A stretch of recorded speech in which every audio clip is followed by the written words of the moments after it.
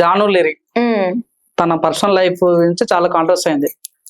చాలా మంది కూడా తనని ఎందుకు డ్యామేజ్ చేయడానికి కాంట్రవర్సీ చేయడానికి వస్తారు. కానీ రేణుగోనే కుల్లా అని ఒక అమ్మాయి మాత్రమే చాలా పాజిటివ్ గా మాట్లాడింది.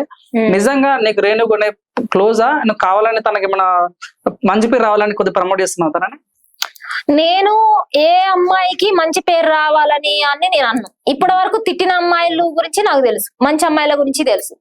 ఇప్పుడు నేను ఏమనుకున్నా, జాను లిరి అక్క గురించి ఎందుకు మాట్లాడిందంటే, మీరు అన్ని సార్లు మీమ్స్ చేసి అన్ని సార్లు ట్రోల్ చేసి అట్లా ఇప్పుడు ఒక పెళ్ళైన అమ్మాయి ఒక బాబున్న అమ్మాయి రెండు విధాలుగా అటు ఇటు సెట్ అయితేనే మీకు చెప్పాలి.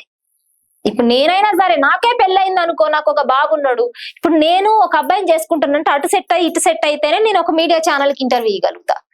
మేము పిక్స్ అండి మేము చేసుకుంటామండి అని. వాళ్ళకి ఏది కన్ఫర్మ్ అవ్వక ముందే ఏమి ఇచ్చిన ఇంటర్వ్యూలా వీళ్ళ లైఫ్ ఇది అది అని చెప్పాలంట. మిమ్మల్ని మేము ఎంటర్టైన్ చేస్తున్నాం రా భయ్, మేము ఉన్నామో తిన్నామో సచ్చినమో మిమ్మల్ని మేము ఎంటర్టైన్ చేస్తున్నాం.